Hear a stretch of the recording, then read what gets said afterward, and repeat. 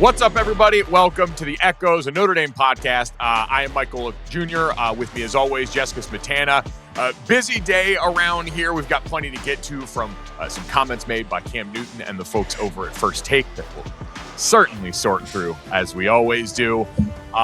Plenty to look ahead to towards the spring, as maybe we're turning the page on basketball a little bit right now in some regards.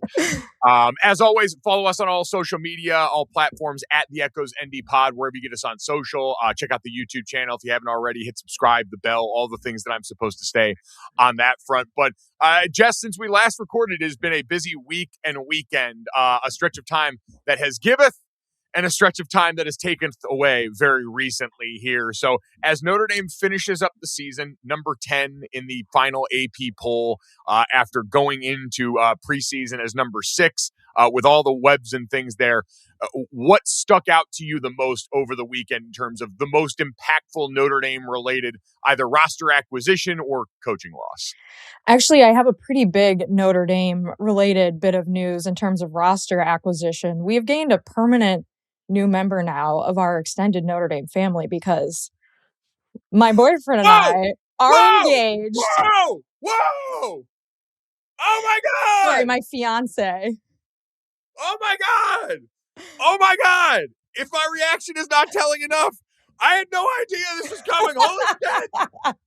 Oh, Lee, you beautiful bastard! You did it! As you know, Lee went to Boston University, who famously ended their football program in the 80s. And since we started dating, I made sure he had no college football allegiances. I've taken him to Ireland to watch Notre Dame, South Bend a dozen times. We've been to the Sugar Bowl together, the Orange Bowl together. We've been to Athens, Georgia to watch Notre Dame together. So now we are officially making this thing real. We're going to get married probably next year sometime, but that's the biggest Notre Dame news out of the weekend for me. And I had to surprise you with it. We've gained another Notre Dame fan for life in my now fiance, Lee. Wow. Oh, well, congratulations. This is the best news ever. Clear out the rest of the rundown. We'll spend the next hour celebrating this love. And like you said, the addition of someone, obviously, Jess, you have felt like family for a long time with the Golics. Lee has certainly been a huge part of that and an incredible friend as well. And he made the best decision he possibly could and went ahead and made it official. Wow. I mean, we're in the pre-show meeting talking, and now I'm thinking back, like Jess kept the hands below level the entire time. What an amazing bit of gamesmanship. I'm so happy for you guys right now. So how did this go down? First of all, Mike, this happened on Friday. We're recording this Monday morning, and I was thinking Saturday, I was like, I got to FaceTime Mike. And then I was like, but I am going to see him for our show recording Monday. Maybe I just keep this under wraps because I would love to see what his live on-camera reaction would be like. And I'm glad I did that because that was an amazing, an amazing surprise reaction from you. So well done. But yeah, he surprised me on Friday, set up a whole photo shoot. For those of you who don't know, Lee and I met working at Sports Illustrated about 8 years ago. He's a producer, filmmaker. I was a producer / writer, on-air talent, whatever.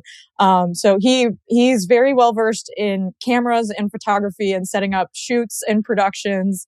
And so he set up a whole shoot in our apartment on Friday. I walked in, had no idea. It totally surprised. Our friend Lucy was there. She helped him set it up, brought some props with her. Our friend Dave helped with the picture taking. And then he threw a little surprise party at our favorite dive bar in New York. And some of our friends and family local to New York came to that and then surprised me with the best surprise of all, Mike, surprised me with a flight to come visit my parents down in the South where there isn't a snowstorm this week. So I'm at my parents' house right now, and it's 50 degrees and sunny. So I'm excited about, the ring and the engagement and everything and, wedding, whatever, but mostly excited because right now in New York, it's like 2 degrees and they got over a foot of snow. So overall, solid weekend for me. Wow. I can't actually stand because I'd be well out of the frame, but a standing ovation for our guy Lee, pulling it off, aces across the board, 10 out of 10, would recommend. This is a day, if you weren't watching on YouTube, to be doing so, between seeing Jess glowing with her ring, seeing the big dumb smile that I could not pry off my face with the jaws of life at this point. Wow.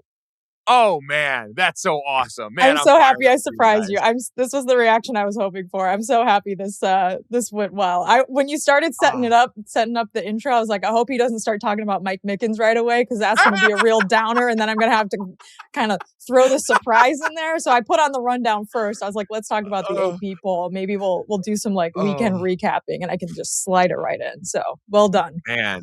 Light up the one on Grace Hall. Jess is getting married, baby. That is our headline for today. Okay, wow. All right, I'm gonna try and pull myself together now for the rest of this, and focus on anything else other than the joy here of the impending union of two of my favorite people on earth.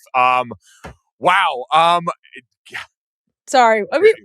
No, you know what? Honestly, this is great. Matt's going to earn his money being able to edit around this and make me sound like less of a bumbling fool here. No, leave this in. You know what? I was going to say, here, I'll do my best ham-fisted sports talk transition here.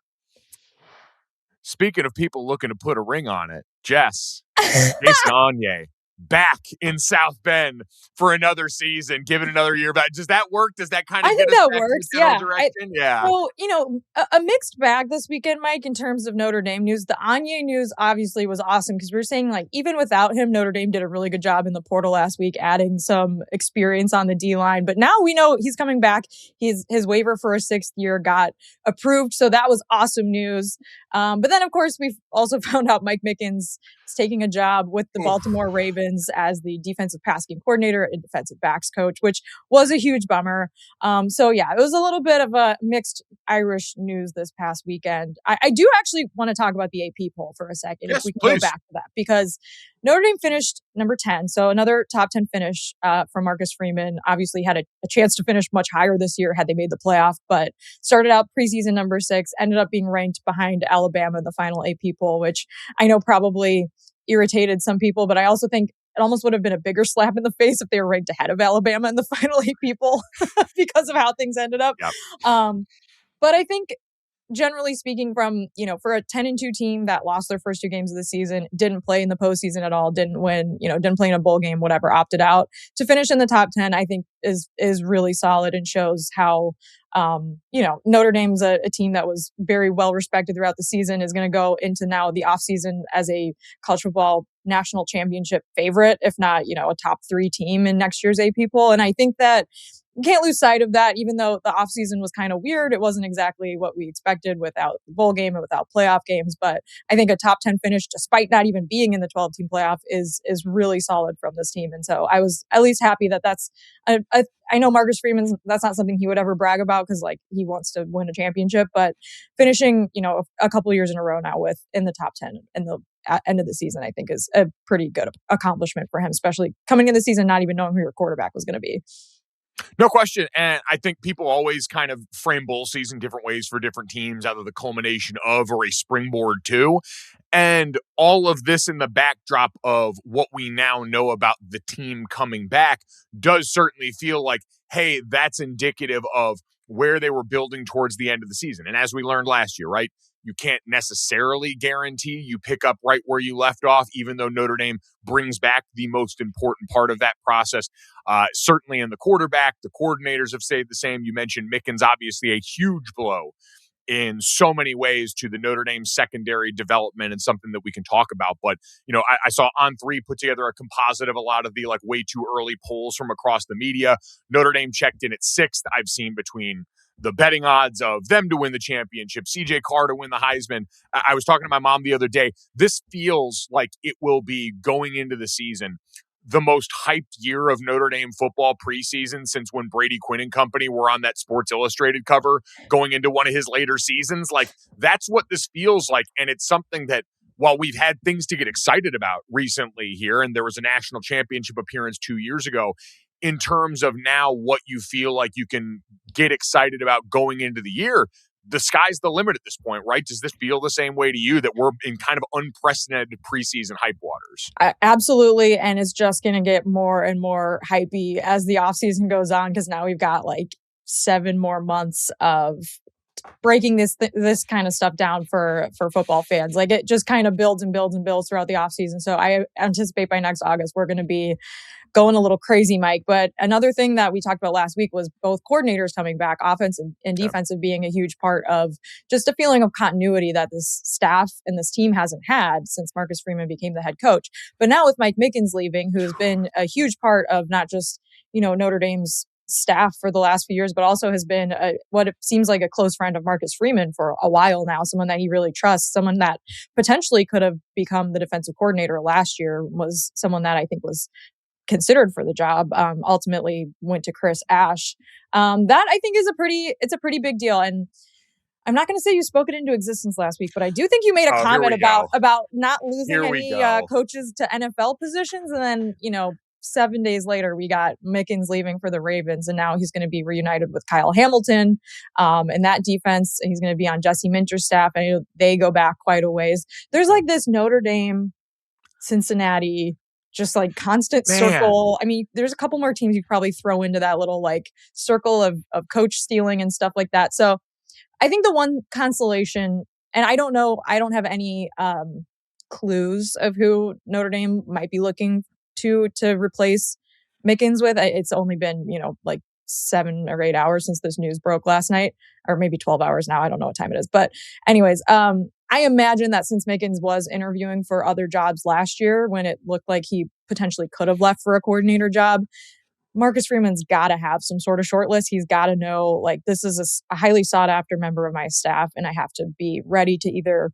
if I want to keep him, know how I can try to keep him, or know who I can replace him with. So I think maybe that's a little bit of a consolation if you're a Notre Dame fan, because like we've talked about this, like Mickens and Freeman have done such a good job with the defensive backs at Notre Dame. It's like, gone from not the strong suit to now potentially next year having one of the best backfields in the country, secondaries in the country, Mike. I mean, with Tay Johnson and Leonard Moore coming back and Adon Schuler coming back, Christian Gray coming back, and the portal additions and the younger players that we've seen play already, I don't know if there's a better secondary in the country. So from that standpoint, also, you probably can attract some pretty, attractive coaching candidates. It's like you're going to coach players that are going to play in the league. Like these are top tier college football talent. So I think that made me feel a little bit better after I initially was like, no, why? Don't do it. Don't go. Not the Ravens. I know. I was just saying that had to hit home, especially for you, like the person who's got to be doing backflips right now, Kyle Hamilton, who spent his last 2 years in South Bend with Coach Mickens. That Baltimore defense is going to get better in a hurry. I also did not I had apparently memory hold that Jesse Minter is Rick Minter's son. Speaking of the Notre Dame connections in this, and the Cincinnati connections. Yeah. it's unbelievable. Like what a tangled web we weave on that front. And you're right. Like I went back and even looked with Mickens' time in Cincinnati, overlapped with some of the end years of Sauce Gardner and Kobe Bryant in that secondary, and or I say early Sauce, kind of mid Kobe Bryant years there, where they had a secondary that was, one of the best in the country and produced a couple of future NFL players. And then obviously you look like the run Notre Dame secondary has been on might not have reached the early aughts Notre Dame O-Lino run, but the final 2 years of Kyle Hamilton when he was on campus, Cam Hart, who's been a great starter for the Chargers, Benjamin Morrison, Xavier Watts, and now you're going to have Leonard Moore and the rest of this group. It has been the biggest positional turnaround in my lifetime at Notre Dame, where this was just not something Julian Love is the next best name that you'd probably point to. Him, Harrison Smith as guys that not only turned into great college players, but went on to NFL acclaim, were that caliber of player. And so the fact that you're right, Notre Dame's coffers are stocked with that. I saw Pete Sampson echo a similar point.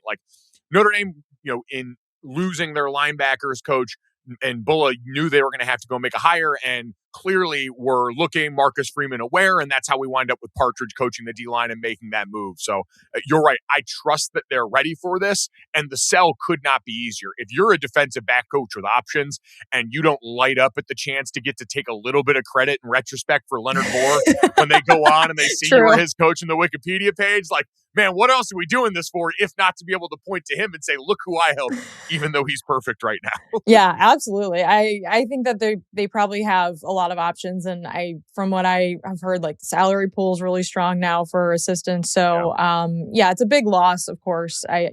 Not trying to say like he's an easy person to replace, especially with the job they've done in recruiting and development, like you said. But I'm hopeful, like we said, the last couple of weeks, this Marcus Freeman seems to have done a really good job of building his staff and of, doing the things that we kind of hoped he'd do with some of the hires that he's had to make, especially like righting some wrongs maybe early on, things like that. So I'm optimistic and still have. And also, Chris Ash has a defensive backs history too. He coached D-backs in the league for a while, so I think that's an interesting element. Like maybe he has some connections, like the Charlie Partridge thing, where he's got like someone that he can call, and it's not, like you said, not a hard sell when you show them the number of like extremely talented players they'll be coaching in a season.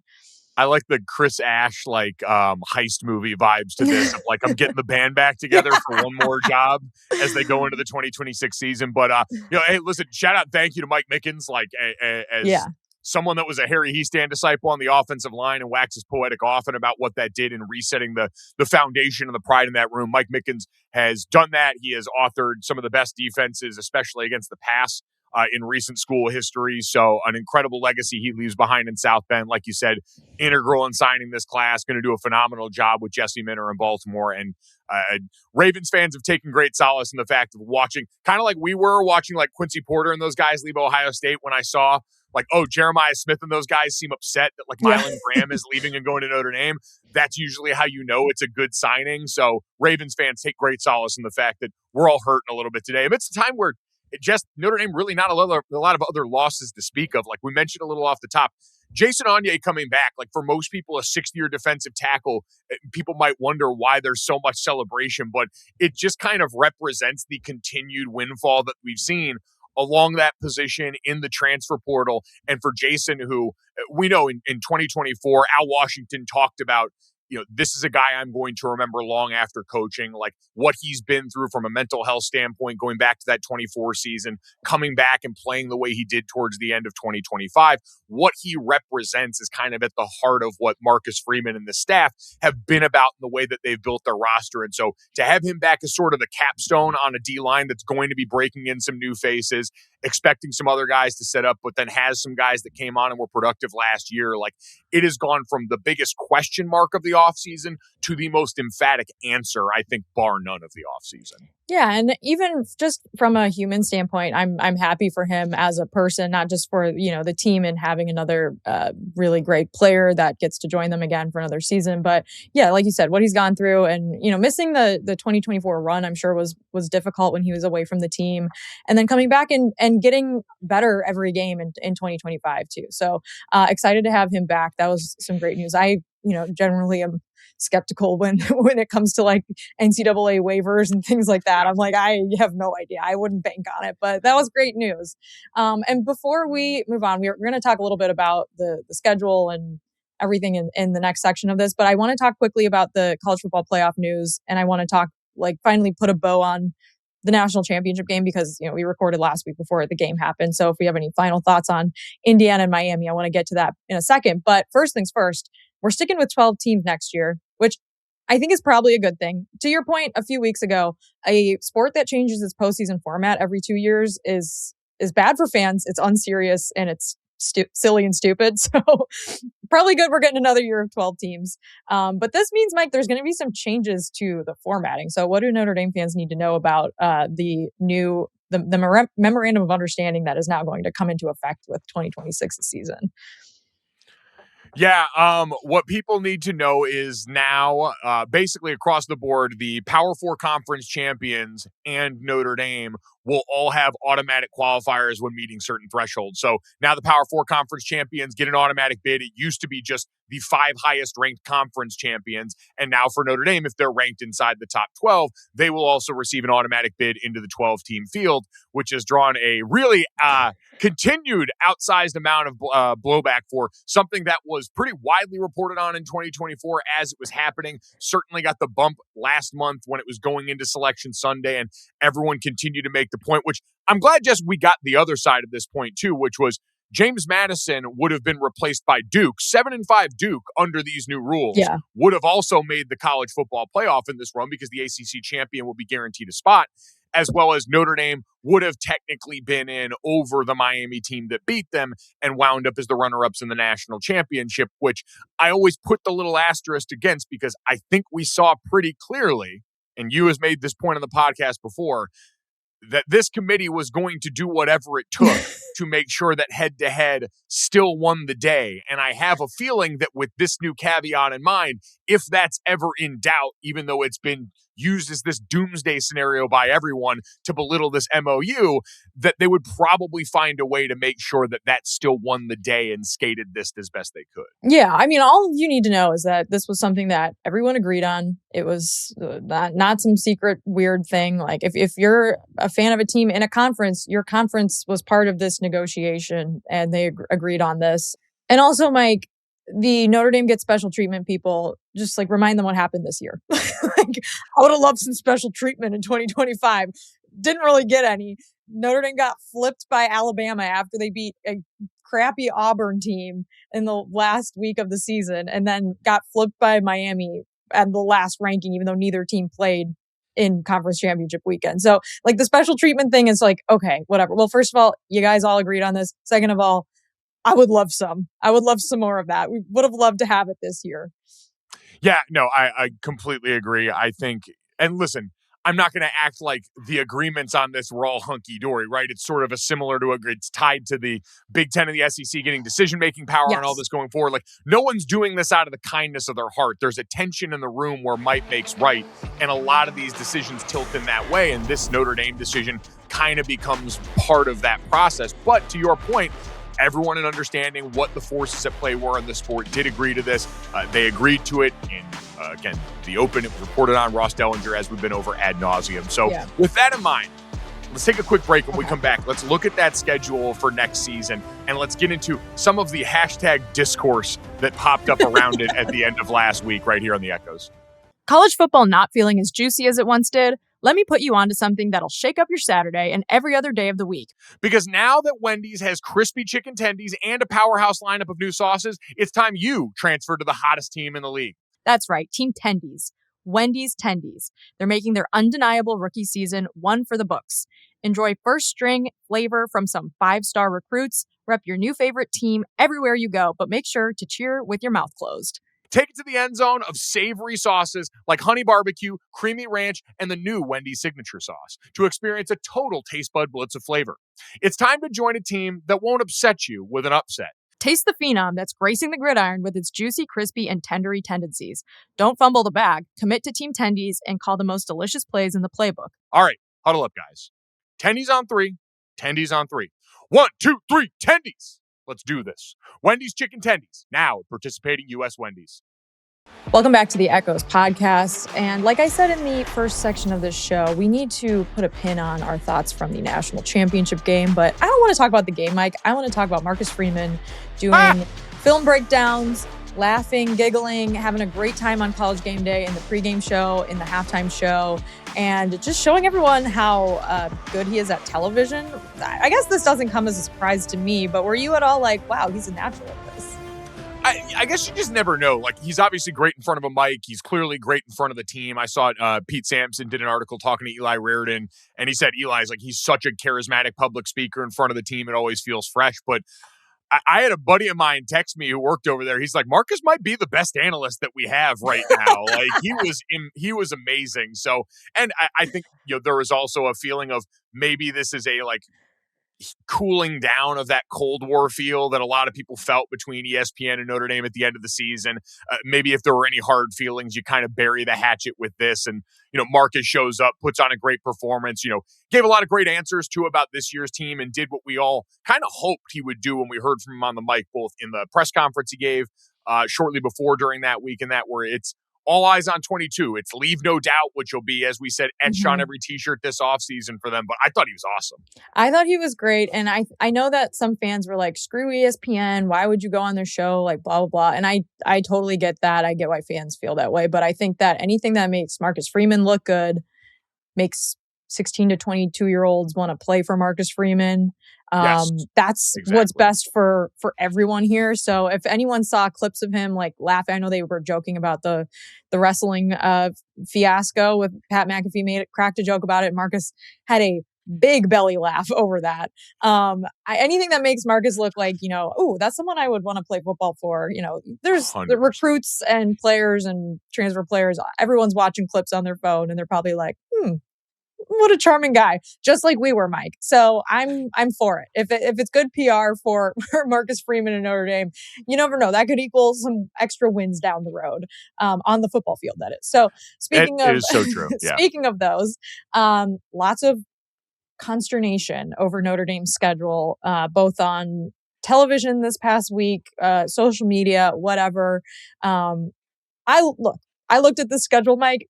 It's different than last year's schedule in terms of it's more backloaded than front loaded, but it's kind of like the same deal you get every year with Notre Dame. There's a couple really good teams. There's a couple teams kind of like probably in the middle. And then there's a couple teams that like aren't going to be that good. And then you've got like your Navy, who, by the way, Navy better than a lot of the ACC teams Notre Dame's going to play next year. And then you have like, teams like Michigan State and Purdue that Notre Dame scheduled 10 years ago who are, still have new coaches. We don't really know where they're going to be. They're kind of near the bottom of the pack last year. So it's like a real mixed bag here in terms of what Notre Dame's getting on the schedule. But to be honest with you, it doesn't, everyone's that, criticism saying like it's a cupcake schedule, whatever. It's a pretty normal college football schedule. If you look at any other ACC team schedule, it's pretty much the same as this, as was Miami's last year in comparison with Notre Dame. I think that's what's not getting enough run in this Notre Dame join a conference scenario is part of the reason Miami's case to jump Notre Dame at the end became undeniable with the head-to-head is because the resumes were nearly identical. I think it was 12th and 14th respectively in terms of strength of resume on both sides, 42nd and 44th in strength of schedule. You lined up Miami's full ACC member schedule that was worthy of getting them to the playoffs and allowed them to then go play in the national championship against Notre Dame's as a partial member. And it's the same picture. I think that's massively overstated. Like, you're right. What they've got laid out next year in terms of how it's structured, though, because it is. Everyone's always going to beef about that, even though years of data around Notre Dame's strength of schedule makes them comparable to most teams here. Mm-hmm. And that this is what a lot of teams are chasing. Like the teams that don't want to play Notre Dame at different points of the year are chasing this, a schedule where you have the opportunity to get some wins early. Get your feet underneath you before you get into the meat of the schedule and play your BYU game, your Miami game, the SMU game, which I don't think is getting enough credit as we talk about this, considering that was a team that by the end of last year, I know was at one point used as a point of slander for Miami, but also had a very real chance of making it to the ACC championship by the end of the season, a year removed from the playoff, and is bringing back their quarterback in Kevin Jennings. Like, that's not an easy out by any stretch of the imagination, but the fact that Notre Dame's now going to be able to do that closer in October and November when you're supposed to be peaking, you know who this year's team is, you've got that, time under task with the important guys in new positions on the D-line and the wide receiver room, and this is the kind of schedule that lines up combined with the talent that makes people bullish on them winning a title. It's 100% a part of this. Yeah, I totally agree. I think what's interesting, what stands out to me is 3 games in November. I mean, that stands out to me. That's cold. It's brutal. Yeah. The stretch where Notre Dame goes to BYU bye week and then plays in Massachusetts against Navy at the Patriots Stadium and then comes back home and plays Miami. That's a 4-week swing, Mike. That's like this is where your season is decided, assuming Notre Dame wins the games that they are supposed to win to start the season, their first 6 games. And then you finish with a tricky SMU team at home who is, like you said, they made the playoff 2 years ago. They were in the ACC championship game 2 seasons ago. And then instead of going to sunny Pasadena, California, you finish the season at Syracuse. Sorry to all the guys on the Notre Dame beat, the fine men and women on the beat that are used to finishing their year in California. Now you get to go to upstate New York.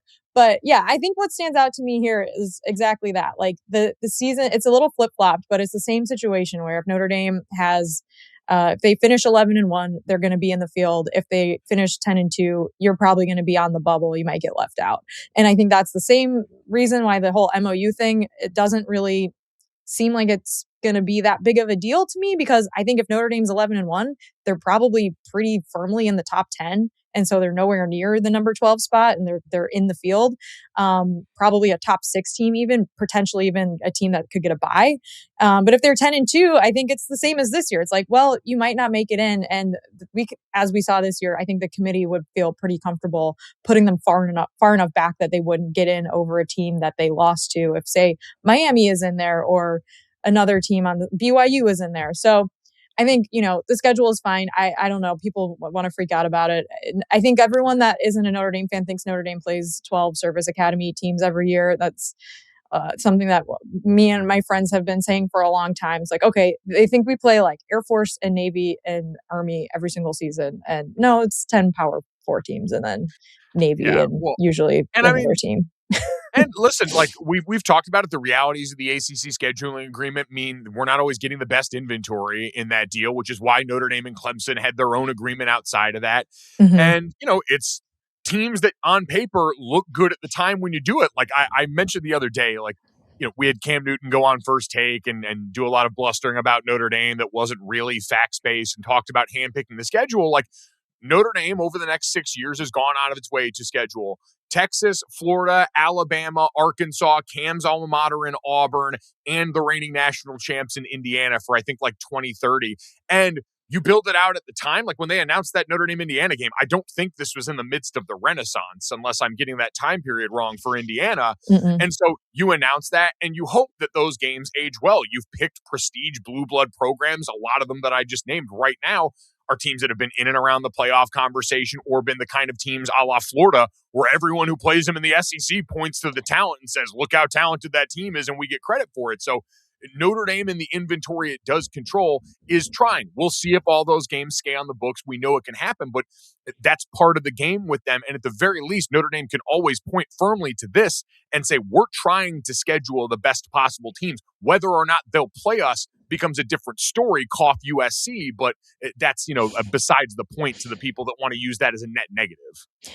I got so in the weeds on the schedule, Mike. I was starting to get nervous about the week 1 Wisconsin game. Wisconsin added some good players in the portal, Mike. They got a dual threat quarterback coming in from Old Dominion. And then I really started spiraling. So look, I think this schedule's far from cupcakey, but I think Notre Dame obviously has a real opportunity here to run the table. And also, I should add, they're playing the national championship runner-up in Miami, who has made a large splash in the portal this season. I assume Darian Mensah will be their quarterback next year, although there's a legal process that has to unfold there. But they've gotten a bunch of, edge rushers to replace the edge rushers they're losing to the NFL. So, and also, if you want to look at another team that doesn't have the toughest schedule in the world, check out who Miami is playing next year too. Check out who other teams in Power 4 conferences like Texas Tech. Texas Tech plays Abilene Christian, Oregon State, and Sam Houston non-conference. They don't have to play BYU next year. Their toughest in-conference game will probably be Arizona State or maybe TCU, but they do not have a very difficult schedule. So the join a conference thing, if you're a Notre Dame fan, you already know this, but the conferences are ginormous, and you can end up with a conference schedule like Texas A&M had last year, where they won all their games except for the one against Texas. So, they earned their spot in the playoff, but they didn't have a gauntlet SEC schedule that they had to play against. And they still almost lost a game to South Carolina in the middle of it. So I don't want to hear it. It's tired. And the whole Notre Dame's not relevant or hasn't been relevant and blah, blah, blah thing. Then stop talking about Notre Dame. Nothing would make me happier if First Take stop talking about Notre Dame, Mike. If they're not relevant, you don't need to make it a whole block of your show. And I think everyone would be happy if that were the case. 100%. Like we just talked about it. One of the biggest headlines coming off the national championship was how good Notre Dame's head coach was coming on the show. He was relevant enough to get an invite from the biggest college football show in existence in College Game Day, and then relevant enough to make it through the pre-show meeting process at First Take and get talked about on one of the biggest sports talk shows that exists. Like, relevance a silly buzzword that gets defined. I referenced in a video I did, Great 2012, video. Rick Riley wrote the article in Sports Illustrated in 2012 before our season, and then very graciously came and made good on saying he would come and polish the helmets if Notre Dame proved him wrong. And me and Capron Lewis Moore, my brother, and Braxton were all in the equipment room helping Rick Riley polish our gold helmets as we got ready for the BCS title run. So it's been on repeat since then. And it hasn't become any more or less true since then. And I think the funniest part is, people like I said with Cam, like he wanted to bring up the fact that like, oh, Notre Dame, I guess this is the thing. All the arguments there were just the same buzzword. Like none of them are grounded in facts. Notre Dame has put the tied with LSU for the 5th most NFL players on opening day rosters the beginning of this season. We talked about the scheduling stuff with Notre Dame already. And the thing that always drives me up a wall is when the conference people come calling. You notice it's usually the conference folks that root for the bad teams. Like I said, for the teams that have been better than Notre Dame, like, Michigan, Ohio State, the teams that have won national championships now, Indiana, like I very rarely hear the griping from them because they can go resume for resume. Like Cam Newton, it's not to belittle him. Cam's one of the greatest college football players of all time, full stop. But like, he wouldn't bring up Auburn in this conversation with them because they haven't had a winning season since 2019 in a full year. Like most of these are just people that want to make arguments but won't ever stand behind their team. And so they got to buy in bulk with their conference and throw it out there along with that rationale to have it even come close to going up against Notre Dame, who is one team in that discussion, versus them trying to make whatever point they want playing whack-a-mole with a whole conference of teams to choose from. Well, speaking of that conference being the SEC, I think Greg Sankey does not think Notre Dame is irrelevant. I think he likes the fact that a lot of the teams in his conference have scheduled with, including Auburn, have scheduled with Notre Dame over the next decade because I think they all like money. And I think that a lot of people go to those games and they get good ratings. So, it's just exhausting. And it was nice to see, like online, at least a lot of the college football community come together and be like, hey, this segment, it wasn't very good. What are we doing? This wasn't very good. And not just from the Notre Dame fan accounts that I follow. So that I enjoyed. But going back to the schedule really quick, Mike. Yeah. Michigan State back on the schedule for the first time since 2017. SMU on the schedule for the first time since 1989. So that'll be probably the first time both of us see a ND SMU game in our lifetimes, I'm guessing. So that's really interesting. There is a lot of like cool stuff on this schedule. I mean, even the opening game against Wisconsin at Lambeau Field, Luke Fickell and Marcus Freeman going, head to head against each other, and just sort of like the sliding doors, coaching moves that have happened since Brian Kelly stepped down / left and got hired at LSU. That's like a really interesting, just from a narrative standpoint, like that is a really fun one. So I'm excited about this. And like, obviously Stanford's still on the schedule. They have a new head coach next year. Michigan State has a new head coach next year, Pat Fitzgerald, coming to Notre Dame Stadium. So I think it's a fun schedule. I think, Notre Dame going to Provo is going to be, they have an amazing stadium. That's going to be a fun road game if you travel for it. So I don't know. I'm not hating on the schedule. I think it's a perfectly acceptable and fun Notre Dame football schedule. I mean, get to go to Chapel Bill and see the Bill Belichick experience live and in person at North Carolina. That's, to me, jumped right off the page. We've already talked about the pros, right? While, yes, Wisconsin certainly could be improved. Michigan State, you don't know what kind of boost Pat Fitzgerald may or may not be able to give there.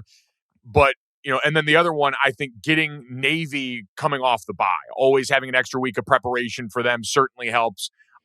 Having that bye before that stretch run where you play Miami and SMU in that final month of the season, I am praying to God that November game against Miami is cold as hell. Because they're a football team built for the elements. Like the way they win games, the way Mario Cristobal wants to win, absolutely should be weather tested. I just want to see it, just to see something, just in case.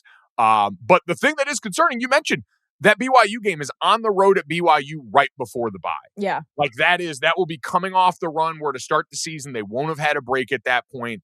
And so rolling into that one with the bye on the other side is a great opportunity to kind of like put your foot down on the gas and make sure, but that's a tall order, especially being a true road game against a team that was in the Big 12 championship last year, returns their starting quarterback, and will always be, a talented group with plenty of juice because Sataki announced he was coming back too. So that's the spot where I go, all right, that's going to be a really big test, but huge. This year you get to kind of build to that test as opposed to, hey, congratulations last year. It's the first day of school and you're taking the SAT. Absolutely. No, that's going to be a massive, massive game in the middle of the season. BYU finished 2025 ranked 19th in F+, which combines S&P Plus and FEI. So that's by those metrics, efficiency metrics, that's a top 20 team. Miami finished number 8. SMU finished in the top 25. They were number 25 in F+. So those 3 teams right there, you've got 3 top 25 teams in terms of efficiency. And then Notre Dame, they finished 4th in F plus. So, on paper, like those are really good matchups that hopefully Notre Dame can win and should win. But you got to actually go out there and do it. And that's why I calling it a cupcake schedule. No, everyone this year was like, oh man, Alabama's got a gauntlet. They're playing Missouri. And then they're playing Vanderbilt actually ended up being a really good team, but it's like their gauntlet schedule in November, they're playing all these SEC teams. It's like, well, some of those SEC teams ended up not being very good. And those are not things that until you play some games and you look at things mid-October. So we won't really know until next year, but wanted to look ahead at it because it has been a topic of conversation. And as you know, Mike, these schedules get put together years in advance. BYU obviously was a late addition because USC flaked on the scheduling extension for that series. But for the most part, these have been on the docket for a while. And so I think it looks like a lot of fun. It does. I am fired up. I am cautiously optimistic. It is, and with good reason. Like I have been, to your point about the F plus stuff, I have been favoriting and bookmarking every stats of war, post game win probability stat or efficiency charts on offense and defenses where Notre Dame finished last year as one of the best teams in the country and has a real chance with the way this is all lined up with the portal. Like it's as much positive momentum as we can remember. And so I'm ready to get hurt. Usually I'm the last one aboard the hype train, but now watching a number of, our colleagues in the industry pick Notre Dame, shout out to the Ohio State guys, the Ohio State pod, Cardale Jones picking Notre Dame as a national champion next year. I get it. It is grounded in reason. This is not just fan goggles or, the glow of the Golden Dome. It's the reality at this point.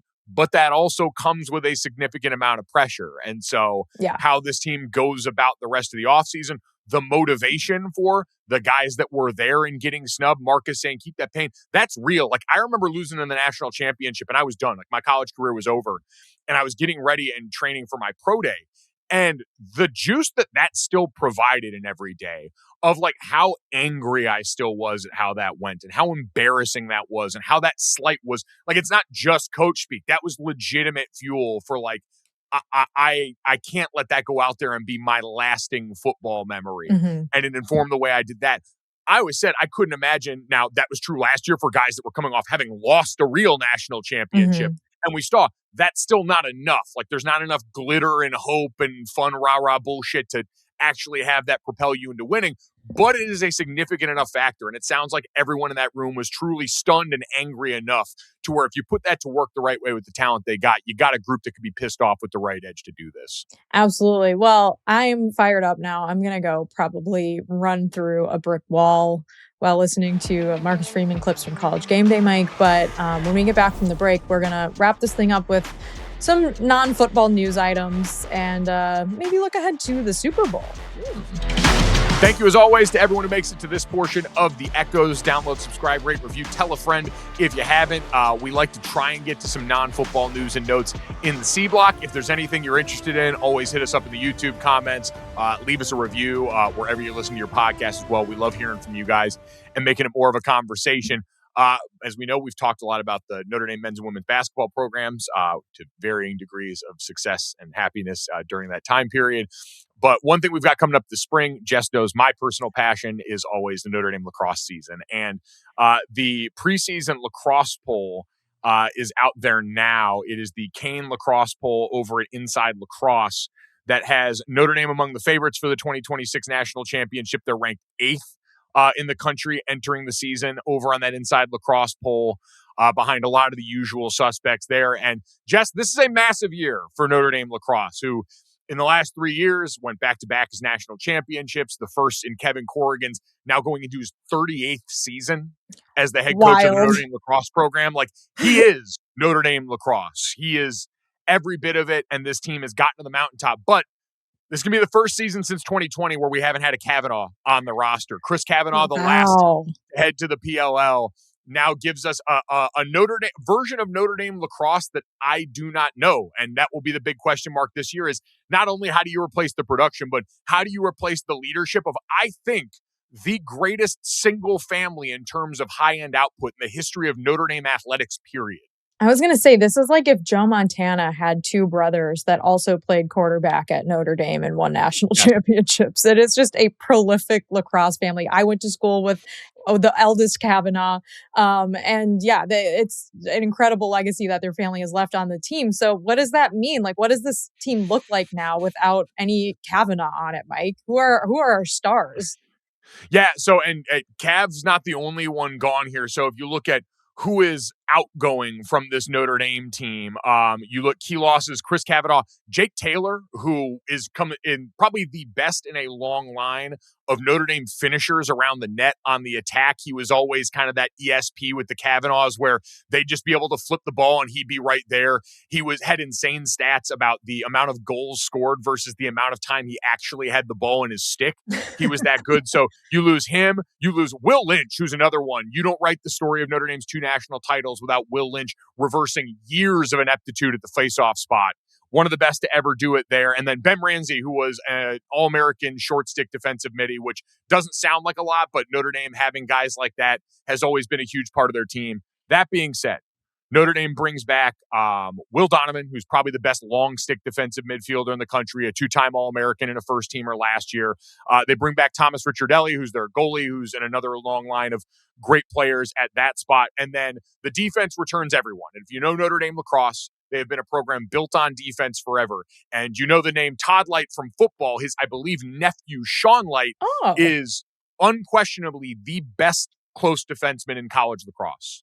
He was sensational. I believe he was ACC Defensive Player of the Year last year and was lights out. He has a chance to leave as the best in school history at that position, which there have been great guys in that position in history. You know, Matt Landis, Steve O'Hara, like plenty of guys that have gone on through there. And this guy has a chance to leave. Like talent-wise, I don't think it's close. I think he's the best one, but I love that you are an expert on this because we will definitely be tapping into this once the season starts, which I believe is soon, right? They start playing indoor games like in February. Is that right? Yes. Okay. One of the biggest advantages we've had are the games played indoors because other teams come in and aren't used to seeing the ball inside Loftus the way we are. And for the Notre Dame football crowd, just to tie this back to home base as always, the brothers I thought would be taking over will just be one. So Jordan Faison, as we talked about, going full-time in Notre Dame football, understandably, NFL future, everything we talked about on the line there. His younger brother, Dylan, was a 5-star recruit, the number 1 ranked player in the 2026 lacrosse class. He reclassified kind of like we see the college football guys do and is going to be on the field this spring. So I don't know what his role is going to be necessarily or how much, but incredibly talented player that could be there. And then Matt Jeffrey was the ACC Freshman of the Year at midfielder last year, also on the Notre Dame football team. I believe got some special teams run for them, but he got injured at the end of last season when he was really peaking. I'm sure an increased workload is in line for him as one of the most talented players coming out of high school in the country, and showed a lot of that as the season went along last year, and isn't going to have a long college football postseason. That was the other thing. It took him and Dylan a little while, or Jordan a little while, to get their legs back under him. No playoff run. I'd imagine we'll see a better, faster, stronger version of him earlier. Well, I'm excited for that, Mike. Please keep us posted because I don't know what happened, but they stopped playing basketball games. There haven't been any in a few weeks now. I guess the men's team did actually play one this weekend against Boston College. Was a spicy game, but they did win. Women's team lost to Clemson. Lost to UConn on Monday. Very, very sad. But on the bright side, Mike, yes. Well, I was going to say, are you talking about Hannah Hidalgo, at least on the bright side? Yeah, Hannah Hidalgo just continues to have like 30-point games and break records. So yes, she broke. Go ahead. No, you got. Sorry. No, you go. No. It's okay. She broke the steals record, right? Is that what you were going to say? Well, yeah. So she broke Skylar Diggins' record to become the school's all-time leader in steals, but also became the fastest in ACC women's basketball history to 2,000 career points. So she's tungsten arm O'Doyle for Notre Dame women's basketball this year. Yeah, and like we said, next year there's going to be a big influx of talent on the squad, including JC Abi, who we mentioned earlier this year, who followed us on social media, followed us on X, Mike. So you should be like JC and give us a follow at the Echoes ND Pod, wherever you use social media. And last thing before we go, the Super Bowl's in 2 weekends. If you watched any of the NFC Championship game, you probably noticed Julian Love back there playing safety for the Seahawks. So we've got 2 Notre Dame players on the Seahawks. I will be rooting for the Seahawks. Yes, that means I will be rooting for Sam Darnold, a USC quarterback, to win the Super Bowl. But I can't root for the Patriots. I'm sorry. I know there's a lot of Notre Dame, Boston people. I can't do it. But I would love to see Julian Love and Riley Mills win a Super Bowl, Mike. Julian Love's one of my favorite players from Notre Dame. He always goes to your family's charity golf tournament in South Bend. Super nice guy. So I think that would be awesome for him and for Irish fans. Completely agree. One of Notre Dame's favorite sons, a guy who wears his pride for his alma mater quite literally on his sleeves. I've seen him show up to multiple pre-games in the NFL wearing the old Notre Dame letter jacket. So definitely excited for Julian and Riley. Hope they both get to add some hardware to their case. And hopefully that is the first of the hardware added in various Notre Dame players' trophy cases over the next calendar year. First Super Bowl, then lacrosse national championship, men's lacrosse, and then football national championship maybe a year from now. We're recording this on the 26th. That'll be next year's national championship's the 25th. So and put the pin in it now. Remember who started it all. Jessica Smetana coming out here and getting ringed up before everyone. She began the onslaught of Notre Dame rings of various sizes and athletic accomplishments. Jess, again, congrats. Thank you. So happy for you. Everyone, if you don't follow, like, and subscribe in honor of celebrating Jess's impending matrimony, are you a monster? Do you hate love? So if you also know how to plan a wedding, hit me up. I don't know. I guess I'm supposed to do that now. I don't know.